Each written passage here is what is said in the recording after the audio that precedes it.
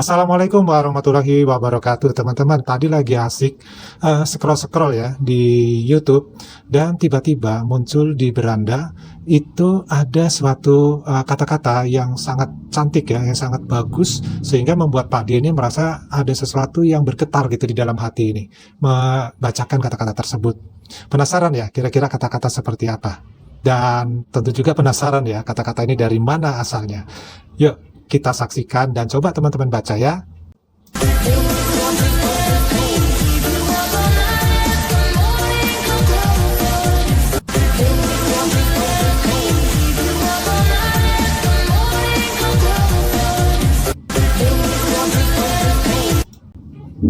Nah, inilah teman-teman kata-katanya ya. Tadi coba bacakan dari atas. Siapa sangka orang Indonesia dikenal ramah di mata dunia. Ternyata ini alasannya. Brunei people. Kamilah negeri Melayu yang sesungguhnya. Warga kami tidak pernah merendahkan negara lain dan selalu menghargai. Sifat ramah tamah kami mencontoh dari orang Indonesia. Orang Indonesia adalah saudara kami yang saling cinta. Nah, ini rangkaian kata-kata ini sungguh mengena di hati di Pak D ya. Nah, gimana nih di hati teman-teman, kira-kira mengena nggak kata-kata ini? Nah, satu hal yang menarik dari kata-kata ini, Pak D coba untuk bisa memahami makna yang terkandung dalam kata-kata tersebut. Yuk, kita coba bahas.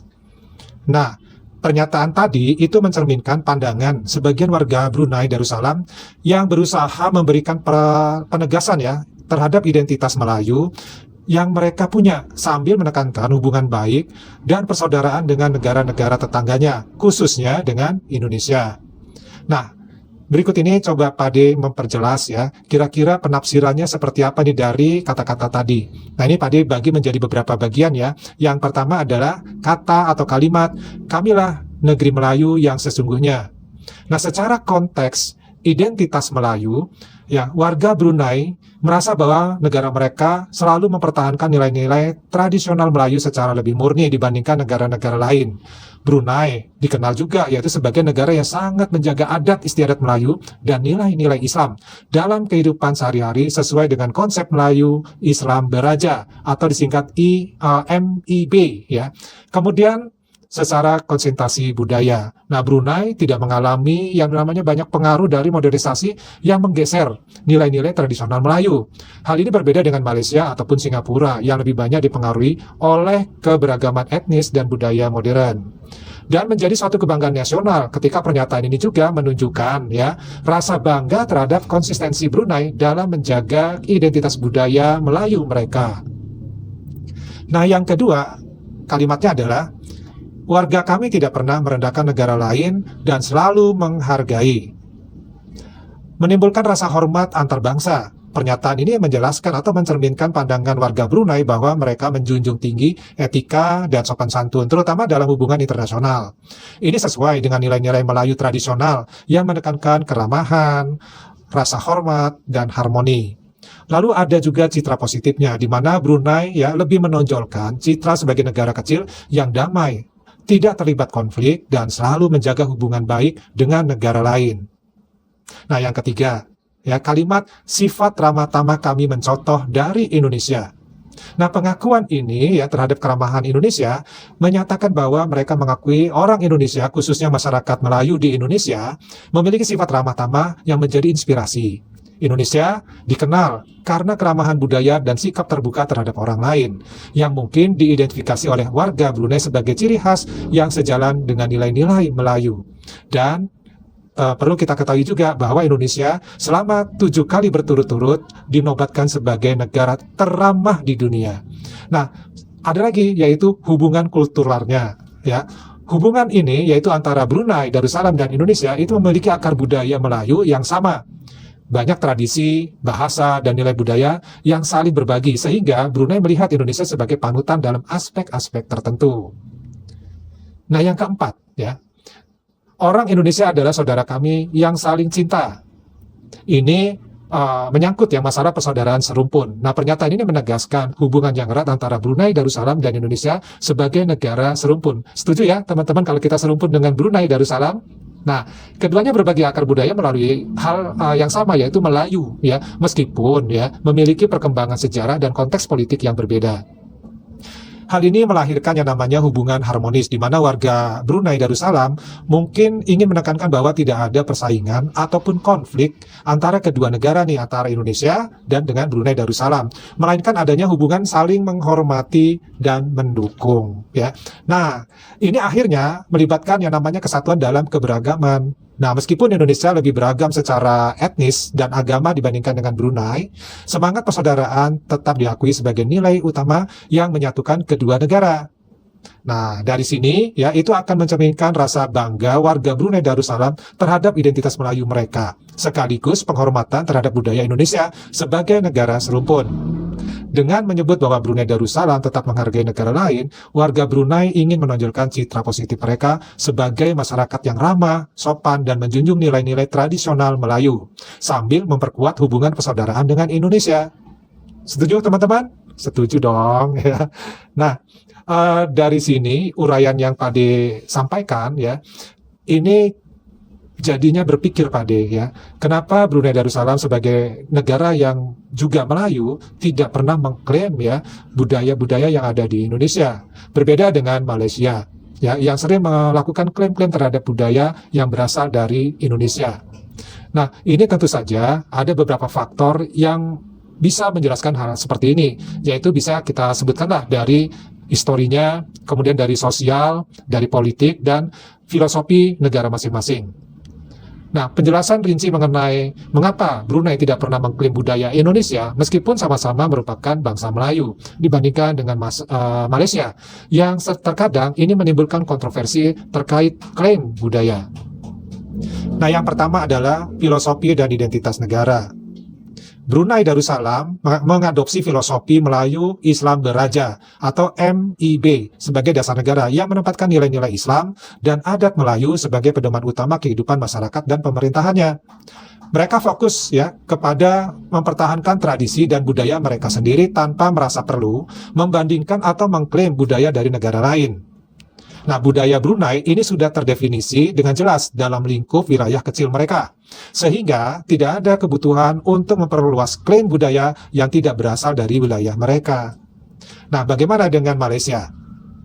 Malaysia adalah negara yang sangat multikultural dengan beragam etnis, yaitu ada Melayu, ada Cina, ada India, dan yang lainnya. Sehingga pemerintah berusaha mempersatukan rakyat melalui identitas Melayu sebagai kerangka nasional. Nah, dalam konteks ini, Malaysia terkadang memasukkan budaya yang juga dimiliki oleh Indonesia ke dalam identitas nasionalnya, karena adanya kesamaan sejarah dan akar budaya. Nah, proses ini kadang menimbulkan konflik, terutama ketika budaya yang diklaim juga sangat penting bagi identitas nasional Indonesia, seperti batik, reog, atau tari pendek, dan yang lain-lainnya. Lalu yang kedua, yaitu berdasarkan skala dan pengaruh geopolitik. Brunei adalah negara kecil dengan populasi sekitar 450.000 jiwa dan tidak memiliki ambisi geopolitik besar. Mereka cenderung fokus pada kesejahteraan rakyat dan mempertahankan tradisi lokal tanpa terlibat dalam isu-isu budaya regional.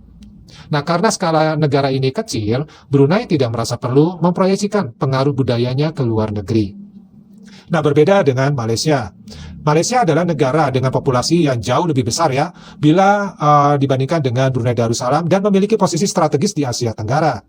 Sebagai negara yang besar, tapi Malaysia memiliki kepentingan geopolitik untuk mempromosikan budaya Melayu sebagai identitas nasional. Nah, dalam proses promosi inilah budaya-budaya yang dikatakan serumpun, ya, dalam tanda petik, yang memiliki kesamaan dengan Indonesia, sering dianggap sebagai bagian dari warisan bersama tanpa memperhatikan sensitivitas klaim.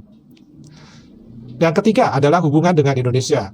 Brunei memiliki hubungan yang sangat harmonis dengan Indonesia, baik dalam aspek budaya, agama, maupun politik.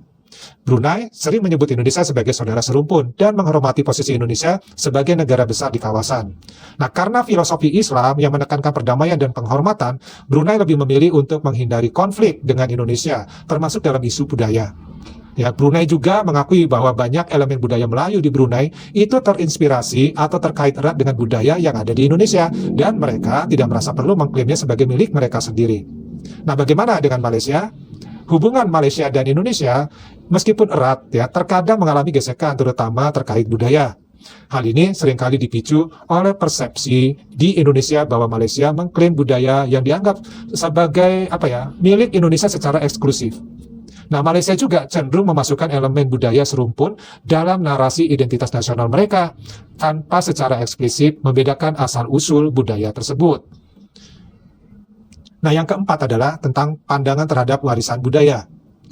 Brunei memandang warisan budaya sebagai bagian dari identitas lokal yang unik. Mereka lebih fokus pada pelestarian budaya dalam skala domestik dan tidak terlalu berorientasi pada promosi budaya secara internasional.